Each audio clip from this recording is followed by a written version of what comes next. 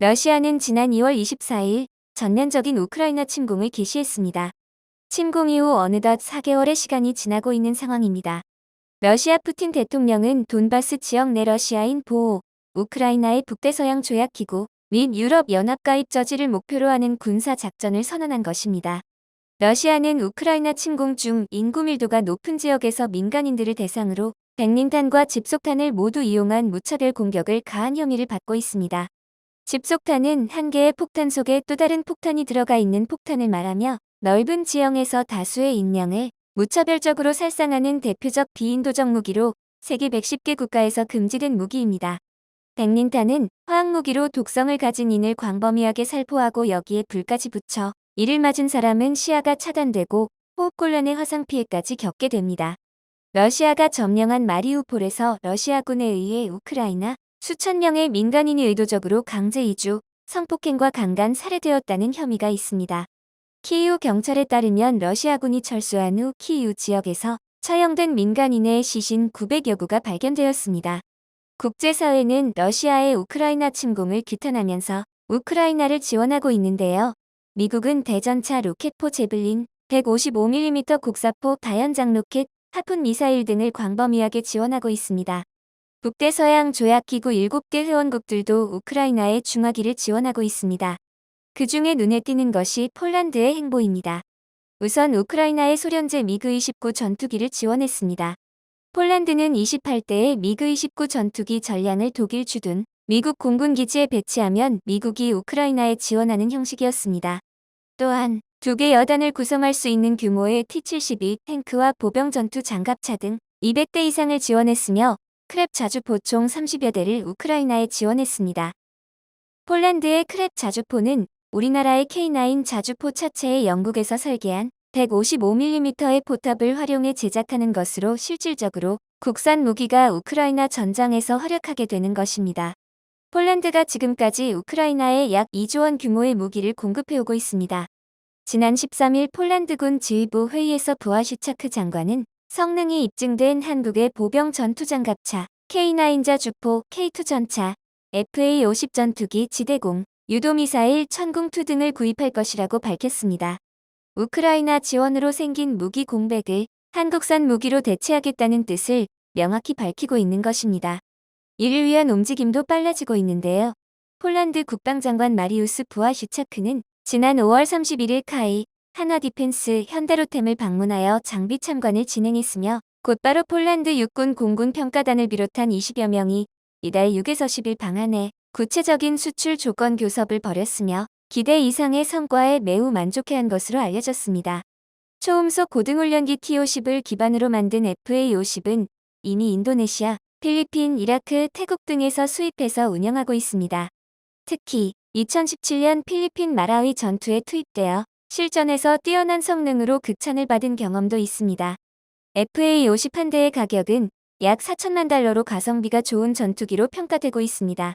폴란드는 최초 미국 F-16 도입을 검토했지만 한국 FA-50의 뛰어난 가성비와 체계적이고 안정적인 후속 지원 등이 높은 평가를 받으면서 FA-50으로 방향을 튼 것으로 알려졌습니다. 부하슈차크 장관은 FA-50 전투기의 성능 개량 버전을 36개월 내 납품할 수 있느냐는 질의서를 카이와 한국 정부에 보내 FA-50 도입을 기정사실화하기도 했습니다. 대한민국의 주력 전차인 K2 흑표 전차는 120mm 활강포와 자동 장전 장치가 적용됐으며 탄약수가 필요 없어 운용 인원도 대폭 줄어든 3명이며 전투 중 아군과 적군을 쉽게 구별할 수 있는 피하 식별 장치 등 첨단 기술이 적용됐고 수심 4.1m까지 잠수 도하할 수 있는 능력을 갖추기도 했습니다. 이런 우수한 성능으로 지난 2008년 터키에 기술을 수출하는 데 성공한 K2 전차는 폴란드가 차세대 전차로 도입을 강하게 원하고 있습니다. 폴란드는 차세대 전차 800대를 확보하는 울프 프로그램을 추진 중인데 미국으로부터 M1A2, 에이브럼스 250대를 도입하고 추가로 500에서 600대를 도입할 예정입니다. 현대로템이 폴란드 국영방산업체 PGZ 그룹과 회동하면서 구체화되고 있는데요. 현대로템 관계자는 폴란드 K2 전차 긴급 소요와 차세대 전차 사업인 K2PL 사업과 관련해서 포괄적인 협력 방안을 심도 있게 논의했다고 밝혔습니다. 부하슈차크 장관은 트위터에서 폴란드군의 잠재력을 높이기 위해 한국 K2를 검토하고 있다며 폴란드 방위산업 발전에 자극을 줄 높은 수준의 현지화를 기대하고 있다고 밝히기도 했습니다. 또한 폴란드 국방부는 트위터에서 폴란드군의 전차 수요는 매우 크고 단기간에 구소련 전차를 현대식 전차로 교체하고 싶다며 에이브럼스와 상호 운용할 수 있는 K2 전차가 곧 폴란드군에서 운용되길 바란다고 공개적으로 밝혔습니다. 방산업계 관계자는 미국을 비롯한 서방국의 전차는 무기체계도 오래전에 개발되었으며 생산 속도도 느리다며 대한민국의 K2 전차는 지금도 공장을 가동하면서 성능과 생산 속도 및 우수한 성능 면에서 다른 나라의 전차를 압도하고 있다고 설명했습니다. 한편 노르웨이는 한국으로부터 K9 자주포를 도입해 재고 물량으로 남아있던 기존 구형 자주포 22문을 우크라이나에 지원했다고 밝혔습니다. 노르웨이군이 우크라이나에 제공한 무기는 M109 22문과 부속 장비 교체 수리용 부품, 탄약 등입니다. 개량 전 모델을 기준으로 사거리가 18km인 M109는 1962년부터 미국에서 생산돼 서방 국가들에 많이 보급된 장거리 중화기입니다.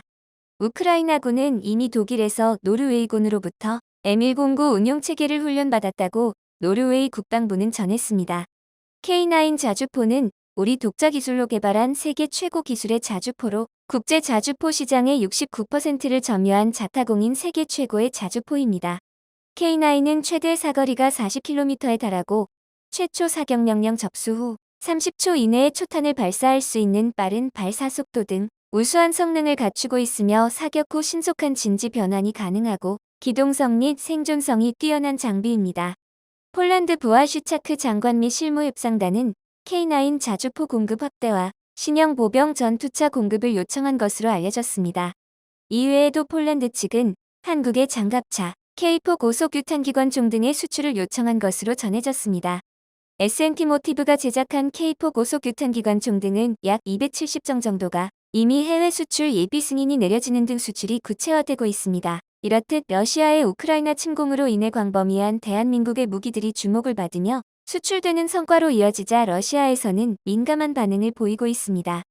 방산업계 관계자는 대한민국 무기는 높은 품질 수준과 안정성 및 가성비 그리고 막강한 생산력까지 갖추고 있어 우크라이나에 무기를 지원하는 국가들이 무기 지원으로 생긴 공백을 한국산 무기로 대체할 수 있다는 자신감으로 표출돼 우크라이나에 대한 무기 지원으로 가속화되면서 선순환되고 있다는 것입니다. 그렇다고 대놓고 한국을 공격할 수도 없기 때문에 러시아가 선택한 방법이 바로 한국의 반도체 생산에 타격을 주는 것입니다. 러시아 관영 매체인 타스통신에 따르면 러시아는 지난달 말부터 비우호적인 국가에 대해 히가스 수출을 제한하기 시작했습니다. 히가스는 공기에 들어있는 양이 희박한 아르곤, 헬륨, 네온 등 6가지 기체 원소로 반도체를 만드는 데 사용됩니다. 세계적 컨설팅 업체 베인앤드 컴퍼니에 따르면 러시아와 우크라이나는 전 세계 네온가스 공급량의 30%를 차지하고 있습니다. 네온의 경우 반도체 제조에 매우 중요한 역할을 합니다. 이 원소는 칩을 구성하는 실리콘 웨이퍼의 패턴을 새길 때 레이저가 만들어내는 빛의 파장을 조절합니다. 반도체 관계자는 러시아 수출 제한으로 한국도 악영향을 받을 것이라고 분석했습니다.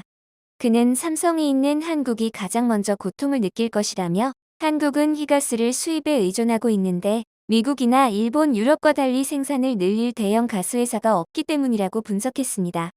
러시아의 이러한 자원 수출 제한 움직에 대해 한국의 삼성전자와 SK하이닉스 등 반도체 제조회사들은 네온가스에 대한 우크라이나와 러시아 의존도는 한때 80에서 90%에 이를 정도로 매우 높았지만 최근에는 3분의 1 이하로 줄어들었다고 말하며 다양한 대책을 마련해 고심하고 있다고 말했습니다.